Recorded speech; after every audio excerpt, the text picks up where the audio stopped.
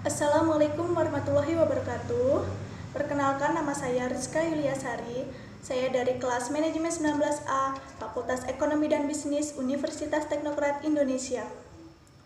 Di sini saya akan melakukan critical review tentang sebuah film yang berjudul Sokola Rimba. Film tersebut berdurasi sekitar 90 menit, rilis pada tanggal 21 November tahun 2013, yang disutradarai oleh Riri Riza dan diproduseri oleh Mira Lesmana. Adapun pemeran dalam film tersebut diantaranya adalah Prisya Nasution, Nyung Sang Bungo, Bi Indah, dan Rukman Lesmana. Film ini mengisahkan tentang perjuangan seorang butet manurung yang diperankan oleh Prisya Nasution selama menjadi pengajar bagi masyarakat suku anak dalam atau biasa disebut orang rimba di pedalaman hutan bukit 12 Jambi. Kisah ini berawal ketika butet hendak pergi mengajar, tiba-tiba terkena serangan demam malaria di tengah hutan dan diselamatkan oleh seorang anak rimba. Selanjutnya diketahui bahwa anak rimba tersebut bernama Nyung Sang Bungo yang berasal dari hilir Sungai Mekekal dan jauh dari tempat di mana butet mengajar, yaitu hulu sungai. Ternyata diam-diam si Bungo ini selalu mengintip aktivitas butet ketika mengajar baca tulis bersama anak-anak hulu sungai.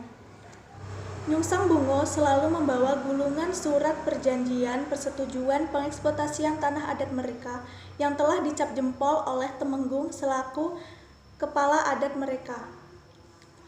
Bungo ini ternyata ingin sekali belajar membaca agar dapat mengetahui apa isi dari surat perjanjian itu. Bungo yang awalnya dipergoki oleh anak rimba, salah satu murid dari butet, malu-malu dan takut untuk ikut belajar, ternyata cukup giat dan ulet dalam belajar. Hal ini membuat butet ingin memperluas wilayah kerjanya ke arah hilir sungai, ke perkumpulan orang-orang rimba, yaitu tempat di mana Bungo berasal. Setelah lama menunggu dan menginap satu malam di pinggir pemukiman kelompok Bungo, butet akhirnya diizinkan oleh Temenggung, kepala suku adat mereka, untuk mengajar di sana. Namun, hal itu tidak berlangsung lama karena kepercayaan dan adat mereka yang mempercayai bahwa alat tulis, buku, dan kegiatan butet tersebut dapat membawa malapetaka bagi mereka. Puncaknya ketika Temenggung meninggal dan Bungo dijemput paksa oleh kelompok mereka karena meyakini bahwa meninggalnya Temenggung tersebut disebabkan oleh aktivitas butet. Membuat Bungo berhenti belajar dan ikut kembali ke kelompoknya untuk melakukan adat mereka dengan berpindah tempat tinggal apabila salah satu dari anggota mereka ada yang meninggal. Dalam ritual ini, memang orang-orang rimba mempercayai bahwa apabila ada salah satu anggota dari mereka yang meninggal di tempat tersebut, maka tempat itu tidak layak untuk ditinggali karena akan mengakibatkan malapetaka bagi anggota lainnya. Di akhir cerita, ketika butet kembali dipertemukan dengan Nyung Sang Bungo dan kelompoknya, adegan mengharukan ditayangkan kembali saat butet bersama teman sesama pengajarnya menyaksikan Bungo menjadi juru bicara adat mereka ketika ada orang-orang luar atau masyarakat biasa yang hendak meminta izin untuk mengeksploitasi hutan adat mereka.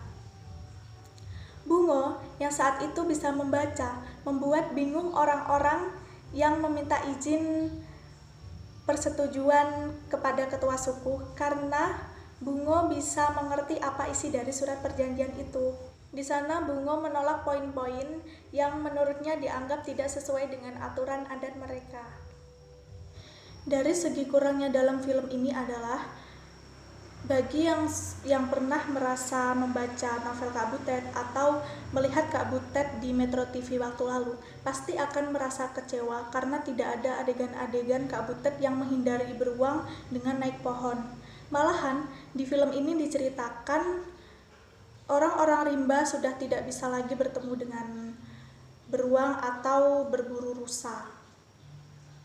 Lalu saat Kak Butet berjuang melawan rasa sakit malarianya sudah divisualkan,